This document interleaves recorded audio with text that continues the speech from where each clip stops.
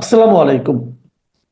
প্রিয় দর্শক, অন্য মঞ্চের আলাপ চাইতে আপনাদের সকলকে আমন্ত্রণ জানাচ্ছি। পক্ষে বললে দারুণ খুশি, বিপক্ষে গেলেই দোসর, এমন নীতিতে চলছে সরকার এবং সরকারের সমর্থকেরা। গত কয়েকদিনে হঠাৎ করেই সংবাদ মাধ্যম নিয়ে চলছে বিষোদগার। এরই মধ্যে আশার বৃষ্টি হয়ে এসেছে জুলাই আগস্ট নিয়ে বিবিসির অনুসন্ধানী প্রতিবেদন। মাত্র কয়েক মাস আগেই সরকারের যারা ছিলেন বিবিসি বিদ্বেষী, তারা এখন প্রশংসায় ভাসিয়ে দিচ্ছেন বিবিসিকে। সরকার সমর্থকদের অনেকেই দাবি করছেন, গত 11 মাসে দেশের কোনো মিডিয়া বিবিসির ধারে কাছেও পৌঁছাতে পারেনি। প্রশ্ন হলো, সরকারের পছন্দ মেনে পরিবেশিত সংবাদকে সঠিক সাংবাদিকতার একমাত্র মানদণ্ড ঠিক করা হলে দেশে বাসস বা বিটিভির বাইরে আর কোনো প্রতিষ্ঠান থাকার কি দরকার? আবার আলোচিত প্রতিবেদনটির কারণে বিবিসির শ্রেষ্ঠত্ব যারা স্বীকার করছেন, তারা কি একই প্রতিষ্ঠানে প্রকাশিত সরকারের অসংখ্য ব্যর্থতার খবরগুলো মেনে নিচ্ছেন? সারা দেশে মব সন্ত্রাস নিয়ে বিবিসিতে প্রকাশিত সিরিজ প্রতিবেদনের বিষয়ে সরকার সমর্থকদের অবস্থান কি? আবার কয়েক মাস আগে দেশে হিন্দুদের উপর নির্যাতন নিয়ে বিবিসির এক বিদেশি সাংবাদিকের পডকাস্টের কি হবে তাহলে? 2024 সালের 5ই আগস্ট যাত্রাবাড়িতে পুলিশের গুলিবর্ষণ এবং নিহতের ঘটনা নিয়ে অনুসন্ধান চালিয়েছে বিবিসিআই। এতে দাবি করা হয়েছে, আন্দোলনকারীদের উপর প্রাণঘাতী গুলি চালানোর নির্দেশনা দিয়েছিলেন স্বয়ং শেখ হাসিনা। তার একটি ফোন কলের একটি অংশের ফরেন্সিক পরীক্ষা করেছে বিবিসি। এই ফোনের কণ্ঠ শেখ হাসিনার বলেই দাবি করা হয় প্রতিবেদনে। বিবিসির এই প্রতিবেদন নিয়ে দারুণ উচ্ছ্বসিত সরকার এবং সরকারের সমর্থকেরা। প্রধান উপদেষ্টার প্রেস সচিব শফিকুল আলম বিবিসির প্রশংসায় পঞ্চমুখ। ফেসবুকে তিনি লিখেছেন, যখন বিবিসির মতো একটি বৈশ্বিক প্রতিষ্ঠান বাংলাদেশে সংগঠিত অপরাধ উদ্ঘাটনে তাদের পূর্ণ তদন্ত সক্ষমতা কাজে লাগায়, তখন বিশ্বকে তা আমলে নিতেই হয়। বিবিসির প্রকাশিত অনুসন্ধানে যে অডিও প্রমাণ ও ভিডিও ফুটেজ রয়েছে, তা 2024 সালে ছাত্র বিক্ষোভ দমন অভিযানে শেখ হাসিনার ভূমিকার চূড়ান্ত সত্য প্রকাশ করেছে বলে দাবি করেন শফিকুল আলম। অথচ প্রধান উপদেষ্টার এই প্রেস সচিব মাত্র 4 মাস আগেই বিবিসিকে নিয়ে ক্ষোভে ফেটে পড়েছিলেন। এ বছরের 5ই ফেব্রুয়ারি ফেসবুকে তিনি লেখেন, মনে হচ্ছে বিবিসি বাংলা ক্ষমতাচ্যুত স্বৈরশাসক এবং গণহত্যাকারী শেখ হাসিনার ভক্ত হয়ে গেছে। আওয়ামী লীগ সরকার পতনের পর উনি ভারতে চলে গেছেন, এমন শব্দ ব্যবহার করতে তারা অধিকতর পছন্দ করে। এই পোস্টের পর দেয়া আরেক পোস্টে প্রেস সচিব লেখেন, শেখ হাসিনার স্বৈরাচারী শাসন নিয়ে প্রশ্ন রয়েছে বিবিসি বাংলার। তারা শেখ হাসিনার 15 বছরের নৃশংস শাসনের বর্ণনা দিতে এক নায়কতান্ত্রিক শব্দ ব্যবহার করেছে। দর্শক, বিবিসি নিয়ে তীব্র বিষোদগারের ধাক্কা অবশ্য সামাল দিতে পারেননি শফিকুল আলম। দুদিন পরে তিনি ক্ষমা চেয়ে ফেসবুকে পোস্ট দেন, লেখেন, বিবিসি বাংলার সংবাদ নিয়ে আমার সাম্প্রতিক বক্তব্যের জন্য আমি ক্ষমা প্রার্থী। আমি আমার বক্তব্য সংশোধন করতে চাই। দর্শক, প্রেস সচিবের বিষোদগার এবং পরে ক্ষমা চাওয়ার পরেও সরকার সমর্থকেরা বিভিন্ন সময় বিবিসির সংবাদের বিষয়ে তীব্র প্রতিক্রিয়া দেখিয়েছেন। শুধু বিবিসি নয়, তাদের নিয়মিত তোপের শিকার হচ্ছে দেশের বিভিন্ন সংবাদ মাধ্যম। এমনকি চাপের মুখে সাংবাদিকদের চাকরি হারানোর ঘটনাও ঘটেছে। সংবাদ প্রকাশের পর তার সরিয়ে নেওয়ার ঘটনা অনেকটা নিয়মিত দৃশ্যে পরিণত হয়েছে। বিবিসির অনুসন্ধানী রিপোর্টটি নিয়ে আরো বিশ্লেষণে যাওয়ার আগে দেখে নেই, সরকার আরো কয়েকজন প্রভাবশালী ব্যক্তি গত কয়েক মাসে কিভাবে মিডিয়ার প্রতি রাতে এক কথা আর দিনে আর এক কথার মতো ভোল পাল্টানো আচরণ করেছেন। তথ্য মন্ত্রণালয়ের দায়িত্বে আছেন মাহফুজ আলম। তথ্য উপদেষ্টা হওয়ার পর তিনি দাবি করেছিলেন, অন্তর্বর্তী সরকার হস্তক্ষেপ করছে না।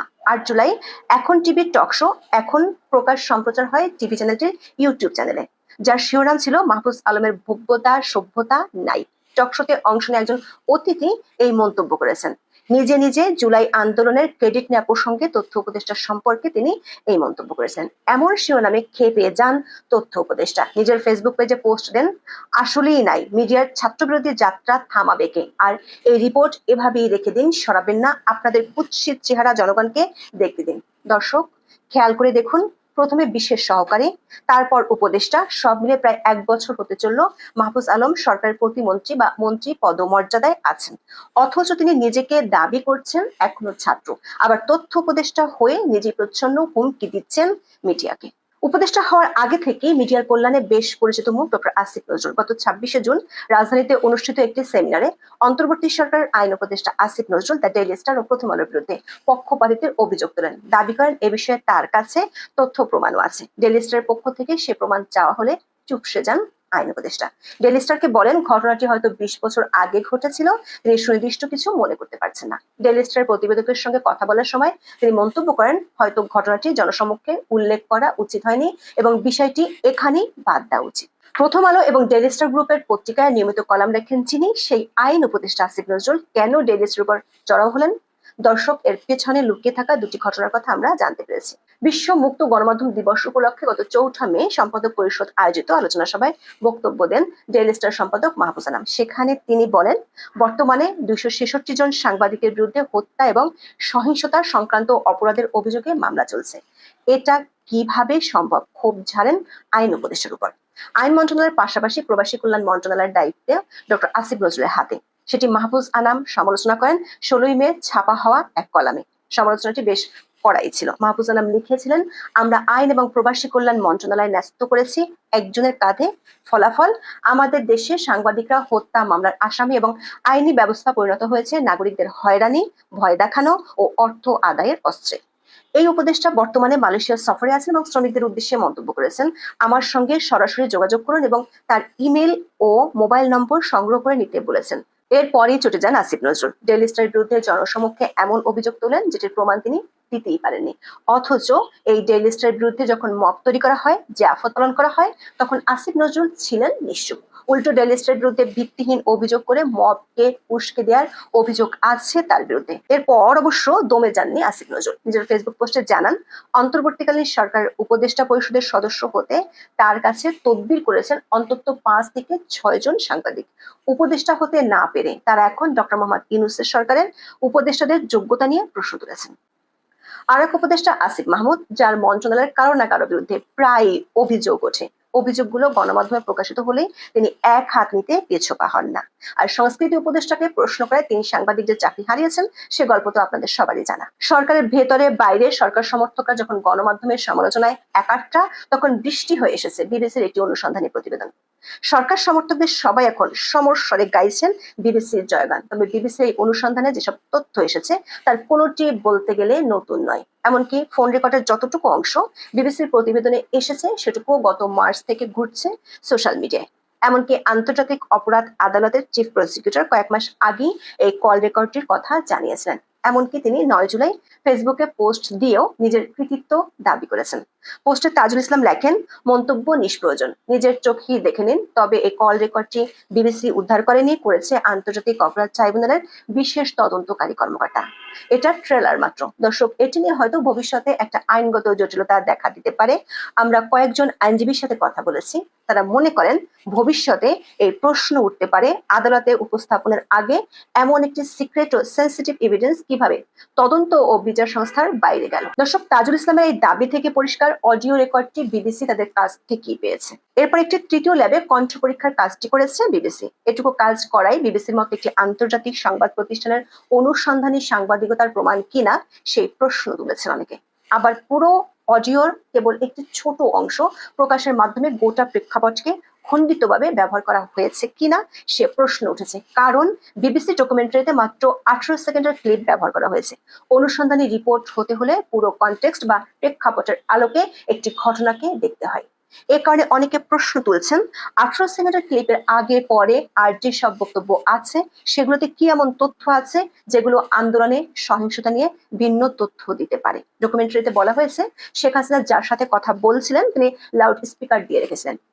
তিনি কে, এই পরিচয় কেন গোপন করা হচ্ছে, তাকে কেন বাঁচানো হচ্ছে? আবার 5 আগস্ট শুধু নয়, অন্তত পক্ষে 20 দিন ধরে যাত্রাবাড়িতে সহিংসতা হয়েছিল। তাহলে আগে পরের কনটেক্সট বাদ দিয়ে শুধু 5 আগস্টের চিত্র তুলে ধরলে খণ্ডিত চিত্র উঠে আসার আশঙ্কাই থেকে যায়। বিবিসি বলছে তারা মার্চের পর থেকে বিষয়টি নিয়ে অনুসন্ধান করেছে। এতদিন অনুসন্ধানের পরও কেন নিহতের সংখ্যা নিয়ে গণমাধ্যমটি নিশ্চিত হতে পারেনি, যেখানে তারা বলছে কমপক্ষে 52 জন সাধারণ মানুষ আর অন্তত 6 পুলিশ মারা গিয়েছিল। পুলিশ হত্যা কিভাবে হয়েছিল সে বিষয়টি উঠে আসেনি রিপোর্টটিতে, যেটি এই রিপোর্টের একটি দুর্বলতা বলে অনেকে মনে করছেন। আবার বিবিসি ইয়ারশট নামক যে অডিও ফরেন্সিক ফার্মের মাধ্যমে ক্লিপটি যাচাই করেছে, তারা বলছে এটি সম্ভবত কৃত্রিম নয়, তার মানে পুরোপুরি নিশ্চিত নয়, অথবা আইনের ভাষায় সন্দেহাতীত নয়। ফৌজদারি আদালতে সন্দেহাতীত ভাবে প্রমাণিত না হলে অপরাধের দায় দোষী সাব্যস্ত করা যায় না। বিবিসির এই ডকুমেন্টারিতে আরো একটি বিষয় আছে যেটি কনফ্লিক্ট অফ ইন্টারেস্টের প্রশ্ন উত্থাপন করে। বিবিসি তাদের রিপোর্টে আইনজীবী টবি ক্যাডম্যানের সাক্ষাৎকার নিয়ে প্রমাণ করতে চেয়েছেন রেকর্ডগুলো প্রমাণিত। টবি ক্যাডম্যান আন্তর্জাতিক অপরাধ ট্রাইব্যুনালের রাষ্ট্রপক্ষের হয়ে কাজ করেন। আবার ক্যাডম্যানকে জামাত ইসলামী নিয়োগ দিয়েছিল হাসিনার আমলে যুদ্ধাপরাধের দায়ে অভিযুক্তদের পক্ষে লড়ার জন্য। দর্শক, যাত্রাবাড়ী থানা থেকে গুলিবর্ষণের বড় ঘটনাটি ঘটেছিল সরকার পতনের প্রায় 2 ঘন্টা পরে। সেখানে কোন পরিস্থিতিতে কি ঘটেছিল, সেনাবাহিনীকে হঠাৎ করে কেন প্রত্যাহার করা হয়েছিল, সে বিষয়ে অনেকগুলো নতুন প্রশ্ন জন্ম দিয়েছে বিবিসির প্রতিবেদনে। তবে এই প্রতিবেদন সরকার সমর্থকদের জন্য বড় ধরনের স্বস্তি তৈরি করেছে। তাদের সবাই বিবিসিকে একমাত্র পেশাদার সংবাদ মাধ্যমের স্বীকৃতি দিচ্ছেন। প্রশ্ন হলো, তাহলে সরকার সমর্থকেরা বিবিসিতে এতদিন ধরে প্রকাশিত প্রতিবেদনগুলোকেও স্বীকার করে নেবেন কিনা? দর্শক, বিবিসি ওয়ার্ল্ডের সাংবাদিক শাহরজান বাংলাদেশে এসেছিলেন গত ডিসেম্বরে। এরপর ফিরে গিয়ে বাংলাদেশি হিন্দুদের উপর ভয়াবহ নির্যাতনের ঘটনা নিয়ে জানুয়ারিতে 2 পর্বের পডকাস্ট প্রচার করেন। সরকার দীর্ঘদিন ধরে বাংলাদেশের ধর্মীয় সংখ্যালঘুদের উপর নির্যাতনের অভিযোগ অস্বীকার করেছে। এবার কি তারা পেশাদার সংবাদ মাধ্যম হিসেবে শাহরজানদের প্রতিবেদনের তথ্যগুলো মেনে নেবে? আবার 5ই আগস্টের পর থেকে দেশে মব সন্ত্রাস নিয়ে একের পর এক প্রতিবেদন প্রকাশ হচ্ছে বিবিসি বাংলায়। এইসব মবের পেছনে সরকার প্রচ্ছন্ন মদতের অভিযোগ এসেছে। সরকার ঘনিষ্ঠদের দুর্নীতি অনিয়মের বহু সংবাদও প্রকাশ করেছে বিবিসি। বিবিসি বাংলার হোম পেজে নির্বাচন নিয়ে অনিশ্চয়তার একটি খবর এখনো দেখা যাচ্ছে। নির্বাচন নিয়ে আবার সন্দেহ, অনিশ্চয়তার কথা কেন আসছে? শিরোনামের প্রতিবেদনে বলা হয়, রাজনৈতিক বিশ্লেষকদের কেউ কেউ মনে করেন নির্বাচন প্রশ্নে রাজনৈতিক দলগুলো এখনো সরকারের প্রতি আস্থা রাখতে পারছে না। আবার 9 জুলাই তাদের সবচেয়ে বেশি পঠিত 5টি প্রতিবেদনের মধ্যে একটিতে সরকারের দক্ষতার কড়া সমালোচনা করা হয়েছে। যুক্তরাষ্ট্রের সঙ্গে দর কষাকষিতে ব্যর্থতার অভিযোগ, আলোচকদের যোগ্যতা নিয়ে প্রশ্ন শিরোনামের প্রতিবেদনে অর্থনীতিবিদদের বিভিন্ন সংশয় তুলে ধরা হয়। এমনকি যুক্তরাষ্ট্রের সঙ্গে দর কষাকষিতে বাংলাদেশ প্রতিনিধিদের যোগ্যতা নিয়ে প্রশ্ন তুলেছে অর্থনীতিবিদরা। তাদের বক্তব্যের ভিত্তিতে প্রতিবেদনের শিরোনাম করেছে বিবিসি। প্রশ্ন হলো, বিবিসিকে সত্য হিসেবে মেনে নেওয়া সরকার সমর্থকেরা অন্তর্বর্তী সরকার অযোগ্যতাকেও সত্য হিসেবে স্বীকার করতে কি রাজি?